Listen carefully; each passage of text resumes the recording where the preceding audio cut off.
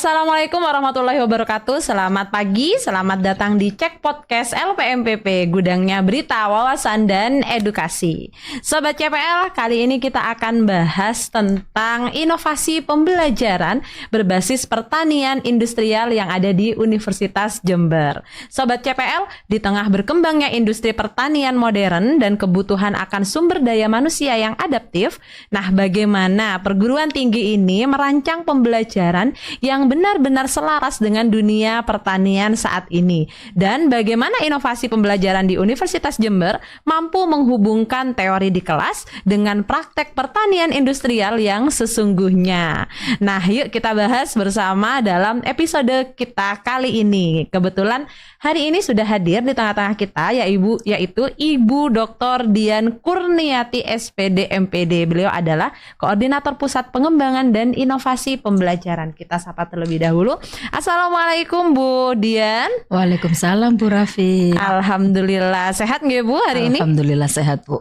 Oke, masih semangat ya Bu ya, kita mulai ya perbincangan kita kali ini akhir tahun ya Bu ya. Nah, akhir tahun soalnya. Jadi kita harus semakin semangat nih menyambut tahun 2026.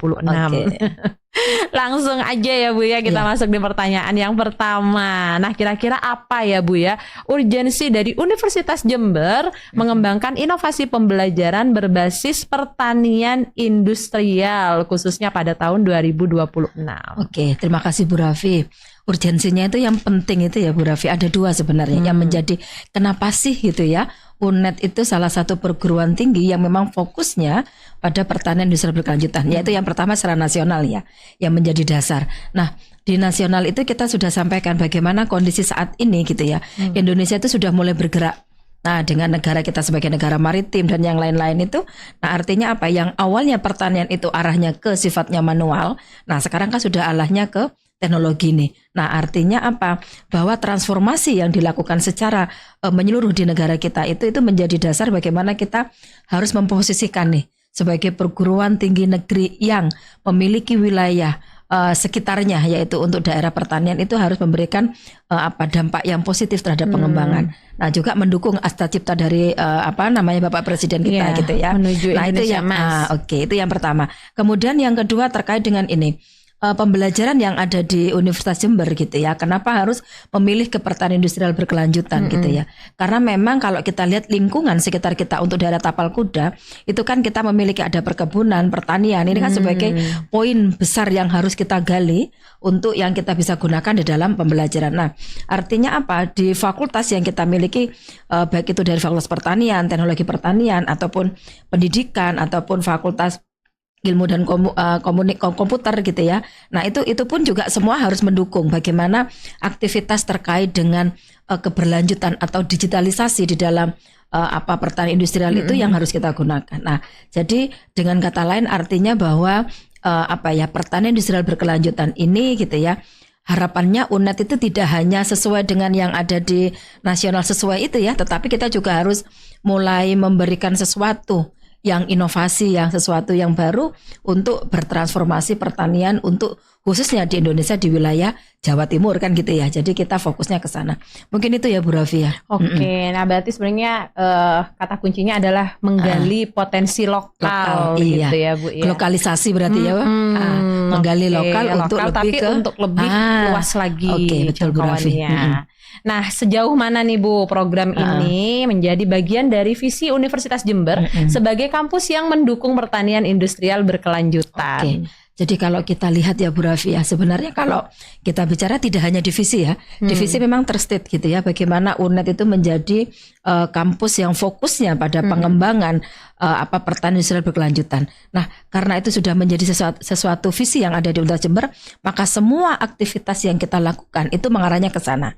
Nah, jadi kalau kita lihat sejauh mana programnya itu pada tahun 2025 gitu ya, kita sudah mulai mengembangkan ya Bu Raffi. Memang masih belum ke tahapan digitalisasi, tetapi kita sudah membuat desain pembelajaran berbasis proyek khususnya gitu ya untuk mata kuliah wajib kurikulum yang MKWK. Kita sudah punya itu.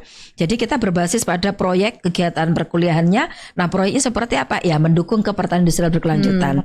Terus yang kedua, kita sudah punya mata kuliah yang kita launching gitu ya Bu Raffi ya di tahun ini, yaitu mata kuliah penciri universitas atau mata kuliah universitas, yaitu mata kuliah pertanian industrial berkelanjutan. Nah, mata kuliah PIB itu kita berikan kepada semua mahasiswa UNED. Jadi artinya mahasiswa UNED untuk level diploma gitu ya, sarjana terapan ataupun sarjana wajib menempuh mata kuliah PIB yang 2 SKS. Nah, artinya apa? Supaya nanti teman-teman mahasiswa itu bisa mengintegrasikan gitu ya, bagaimana konsep keilmuan dari masing-masing bidang ilmu yang mereka pelajari itu bisa terintegrasi.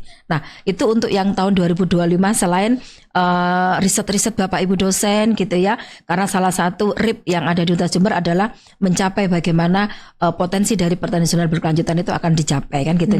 Jadi penelitiannya oke, kemudian tadi pengajarannya juga oke.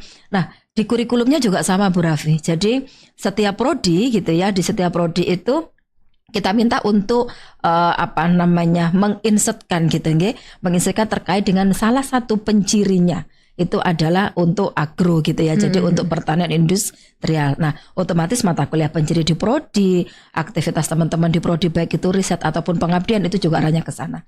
Nah, itu yang tahun 2025. Nah, rencananya kita di tahun 2026 kita akan mencoba gitu ya Bu Raffi, salah satunya yaitu kita akan mendesain inovasi pembelajaran berupa yang sekarang dicanangkan oleh pemerintah, yaitu pembelajaran transformatif. Jadi di pembelajaran transformatif itu harapannya itu tadi itu. Nah, awalnya sifatnya manual, kemudian berbasis pemecahan masalah yang mungkin lebih standar gitu ya. Nah, sekarang di transformatif itu tidak hanya ke proyek, tidak hanya ke case gitu ya, tetapi lebih bagaimana posisi digitalisasi itu diperlukan. Nah, insya Allah di tahun 2026 kita akan membuat beberapa program yang arahnya itu untuk mengembangkan pendekatan pembelajaran gitu ya, ataupun strategi pembelajaran yang arahnya untuk mendukung ke pertanian industrial berkelanjutan. Ya, jadi itu PR besar dari pusat kami gitu ya, yang akan membuat bagaimana itu. Terus juga kita juga sudah terfasilitasi dengan adanya ruang smart classroom lah gitu ya istilahnya. Nah, jadi nanti kita akan simulasikan nih, smart classroom akan kita gali lebih banyak lagi untuk mencapai itu. Gitu Bu Raffi. Oke, nah tadi berarti udah ini ya bahwa ada proyek besar begitu ya untuk tetap mendukung visi Universitas Jember khususnya pertanian industrial berkelanjutan, yaitu tadi berkaitan dengan digitalisasi kan ya Bu ya. Nah, itu berarti kan termasuk ke dalam inovasi pembelajaran yang akan dibangun gitu ya. Nah, kira-kira apa nih yang sudah disiapkan untuk mendukung kompetensi mahasiswa UNED itu di era pertanian modern dan digital? Oke, yang pertama jelas tadi ya Bu Raffi, ada mata kuliah PIB yang kita siapkan. Nah, terus kemudian yang kedua, kita akan memfokuskan pada pembelajaran berbasis teknologi digital. Nah, dengan itu kita juga ada sistem informasi yang mendukung kegiatan itu gitu ya di dalam perkuliahan. Nah, terus kemudian yang ketiga, ini kan banyak teman-teman riset yang beberapa teman-teman yang berbeda fakultas yang tergabung dalam kelompok riset. Nah, itu dia fokusnya pada bagaimana integrasi STEM gitu ya di dalam pertanian gitu ya. Nah, itu sudah banyak, termasuk Bu Raffi kan juga fokusnya ke sana juga ya. Jadi artinya apa? Sudah banyak Bapak Ibu dosen arahnya ke sana. Dan itu pendanaan gitu ya terkait dengan penelitian ataupun pengabdian yang arahnya ke sana itu sudah terfasilitasi luar biasa oleh Universitas Jember gitu ya. Kemudian yang ketiga, terkait dengan adanya pendukung dari pembelajaran gitu ya. Jadi kita minta semua setiap prodi diharapkan nanti akan mengajukan gitu ya, salah satunya yaitu bukunya itu tidak hanya buku ajar yang sifatnya textbook gitu ya Bu Raffi, tetapi buku itu arahnya digitalisasikan. Jadi kita buat nanti menggunakan sistem yang setiap nanti Bapak Ibu dosen bisa kembangkan gitu ya, atau berbasis Moodle atau apapun silahkan. Nanti intinya untuk tahun 2026 nih, nah kita akan gunakan itu. Jadi pendanaan juga sudah disiapkan terkait dengan digitalisasi dari buku yang fokusnya ke pertanian industrial berkelanjutan. Kemudian yang ketiga itu kita punya laboratorium terkait dengan smart farming terpadu, di mana di situ di kampus vokasi juga sudah ada, kemudian ada agrotek dan yang lainnya. Jadi artinya fasilitas yang kita miliki di Universitas Jember itu arahnya ke bagaimana smart farming itu bisa dikembangkan lebih luas sehingga nanti kebermanfaatannya itu muncul. Kemudian yang terakhir Bu Raffi terkait dengan pembelajaran itu arahnya berbasis pada komunitas. Nah, di komunitas ini artinya apa? Ya tadi itu, Bapak Ibu dosen bersama teman-teman mahasiswa tidak hanya dari Fakultas Pertanian atau Teknologi Pertanian gitu ya Bu. Bagaimana Fakultas Hukum, Fakultas Sosial dan Ilmu Politik, FKIP, Farmasi, Kedokteran itu semuanya teman-teman mahasiswa nanti duduk bersama gitu ya, dan juga Bapak Ibu dosen melakukan aktivitas bersama yang fokusnya pada pembelajaran berbasis komunitas tadi itu. Komunitasnya apa? Ya fokusnya kepada bagaimana teori dari pembelajaran pertanian itu bisa dikembangkan. Nah, itu sih Bu yang sekarang yang sedang dipersiapkan gitu ya oleh universitas. Mungkin itu Bu Raffi. Oke, nah tadi sempat disinggung terkait dengan akan ada buku yang berkaitan dengan pertanian industrial berkelanjutan. Nah, kira-kira isi bukunya ini nanti bisa relevan tidak Bu? Karena mengingat bahwa bidang keilmuan itu kan banyak sekali ya. Nah, betul. Nanti bagaimana sih cara untuk menyeimbangkan dengan banyaknya bidang keilmuan yang ada di Universitas Jember begitu ya, dikhususkan untuk masalah pertanian industrial berkelanjutan. Oke.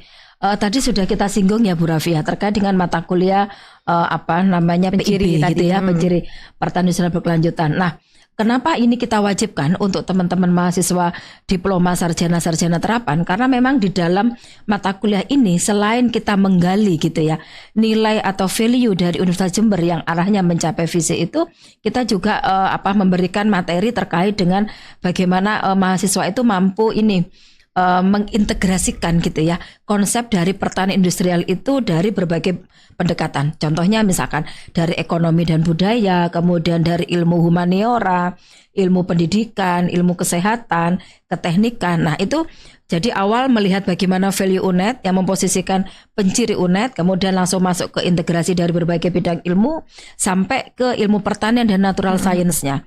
Nah, kemudian yang terakhir itu ada terkait dengan bagaimana permasalahan dari pertanian industrial berkelanjutan itu dia mendukung pengembangan berkelanjutan gitu ya. Nah, terus kemudian yang terakhir bagaimana keilmuan itu arahnya bisa mendukung teman-teman mahasiswa gitu ya. Jadi dari materi itu kita kemas semuanya di dalam buku ajar pertanian industrial berkelanjutan. Nah, ini sedang berproses nih Bu Raffi. Insya Allah mudah-mudahan akhir tahun ini atau awal tahun 2026 kita bisa launching untuk mata kuliah PIB gitu ya. Bukan mata kuliah bahan ajar, buku ajar ya. Buku ajarnya. Kalau mata kuliah sudah kita launching. Jadi harapannya apa? Di tahun 2026-2027 teman-teman mahasiswa sudah ready untuk menikmati gitu ya mata kuliah itu. Gitu Bu Raffi. Nah, tadi ada disinggung nih tentang berkelanjutan itu tadi gitu ya. Nah, gimana nih Bu UNED bisa mengintegrasikan konsep sustainable industrial agriculture itu ke dalam kurikulum untuk semua fakultas? Oke. Nah, ini sekarang menjadi tema baru nih memang Bu Raffi. Bagaimana kurikulum berkelanjutan. Jadi bagaimana kurikulum itu harus mendukung ESG. Nah, jadi ESG itu kan bagaimana kita melihat gitu ya kurikulum dari semua prodi. Ini tidak hanya program di Universitas Jember ya, tapi memang program dari pemerintah kurikulum itu arahnya ke sana. Nah, tapi khusus untuk yang di UNED terkait dengan bagaimana komponen dari sustainable itu masuk di dalam kurikulum. Nah, itu kan kita bisa melihat Bu Raffi di visinya prodi ya, itu sudah mengarah ke visinya universitas atau fakultas gitu ya. Nah, di situ sudah ada keyword terkait dengan berkelanjutannya. Sehingga pertama integrasinya di dalam kurikulum bahwa JPL dari kurikulum yang ada di prodi itu komponen-komponennya itu arahnya mendukung kompetensi yang arahnya sifatnya berkelanjutan. Yang pertama. Yang kedua, adanya tadi mata kuliah itu tadi gitu ya. Jadi semua program studi. Nah, bagaimana dengan yang tidak sarjana ya misalnya magister gitu ya atau doktoral.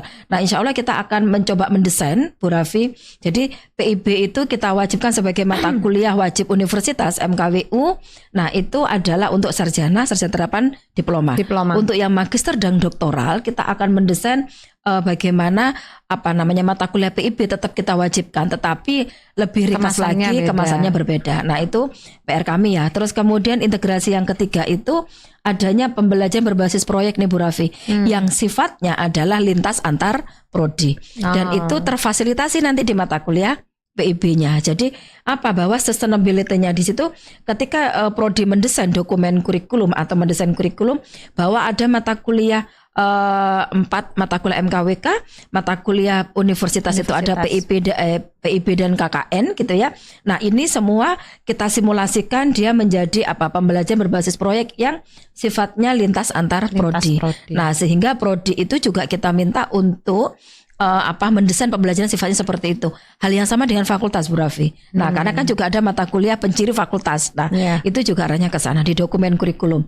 Kemudian di kurikulum itu juga harus meraih bagaimana kompetensi lokal yang tadi disampaikan oleh Bu Raffi, kompetensi lokal di Jember dan sekitarnya gitu ya.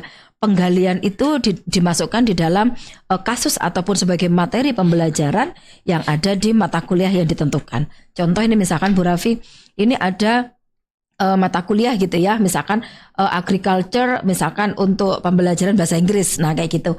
Nah itu artinya apa? Tema-tema dari pembelajaran bahasa Inggris itu mengambil konten-konten yang ada di lingkungan sekitar, yaitu fokusnya kepada pertanian. Nah itu sudah kita masukkan. Kemudian yang terakhir terkait dengan program mahasiswa belajar di luar prodi atau di luar perguruan tinggi. Nah, di situ kita ada memang dari kementerian sudah mulai agak sepi ini kan ya Bu Raffi ya, program. Tetapi di Universitas Jember kita masih ada programnya, itu salah satunya kita ada mengadakan program MSIB dan juga kerjasama riset dengan BRIN gitu ya untuk teman-teman mahasiswa. Artinya apa? Nah tema-tema yang kerjasama riset dengan BRIN itu juga fokusnya ke sana. Kemudian untuk magangnya juga arahnya ke proyek pertanian industrial. Iya. Jadi di dalam desain pembelajaran ataupun kurikulumnya memang kita arahnya ke sana, lebih mendukung bagaimana keberlanjutan itu tidak hanya berhenti di dalam konten, tetapi nanti lebih ke implementasinya seperti apa. Itu ya Bu Raffi ya. Wah, sepertinya udah lengkap banget tadi yang disampaikan ya. Tadi sudah ada strateginya, kemudian konsep sustainable dan juga lain sebagainya. Nah, kita masuk ke pertanyaan yang terakhir nih ya Bu ya. Nah, kira-kira tantangan terbesar apa yang diprediksi mungkin akan muncul gitu ya dalam penerapan program inovasi ini, khususnya di tahun 2026, kurang 15 hari lagi ya kayaknya. Nah, baik dari sisi dosen maupun mahasiswa. Nah, ya Bu Raffi, ini yang kita tahu ya Bu Raffi, artinya semua dosen, semua mahasiswa itu kan kemampuan literasinya tidak sama ini ya, literasi digital ya khususnya. Betul. Ini tantangan terbesar bagi kami gitu ya. Bukan berarti yang dosen senior atau junior enggak ya, tapi juga banyak yang dosen-dosen muda juga literasi digitalnya juga enggak good kan gitu ya Bu Raffi. Artinya apa? Ini poin utama bagaimana SDM gitu ya. Karena sebenarnya kan universitas sudah membantu ini dengan adanya sistem informasi, fasilitas semuanya sudah oke. Nah, sekarang PR-nya gitu ya Bu Raffi, bagaimana literasi teknologi gitu ya bagi dosen dan mahasiswa itu tadi. Karena keberagaman itu nanti kita cek apakah bisa kita membuat satu program gitu ya supaya nanti kemampuannya itu ya bisa mendukung kan gitu ya. Jadi tantangan terbesarnya ada di literasi teknologi baik itu dosen ataupun mahasiswa. Ya, yang kemudian yang kedua, integrasi lintas fakultas. Artinya begini, memang kita ada mata kuliah tadi yang lintas fakultas, yaitu yang MKWK sama MKWU. Nah, itu kan hanya ada 6 mata kuliah ya Bu Raffi ya. Nah, tetapi kita juga mencoba untuk ini sebenarnya teman-teman dari kesehatan itu sudah membuat mata kuliah IPE, jadi interprofesional education gitu ya. Nah, itu artinya bahwa setiap bidang keilmuan yang kesehatan itu dia duduk bersama. Nah, jadi aktivitas lintas fakultasnya dapat. Nah, tapi yang sosial ini belum. Nah, sehingga ini menjadi PR juga ya, tantangan bagaimana yang sosial ataupun yang lainnya itu membuat kita ada mata kuliah yang saling terintegrasi dan itu pemecahan masalahnya kompleks. Nah, kemudian yang ketiga terkait fasilitas dan otomatis bagaimana biaya itu ya Bu Raffi ya, karena juga mudah-mudahan tapi kita meyakini Universitas Jember bisa menjadi statusnya menjadi PTNBH dan juga lebih survive gitu ya, sehingga semua fasilitasnya tidak akan menjadi masalah. Tapi itu juga memang menjadi poin utama, SDM-nya sudah oke, semuanya sudah oke, bagaimana fasilitasnya oke. Dan yang terakhir itu lebih ke ini Bu Raffi, posisi mahasiswa sekarang.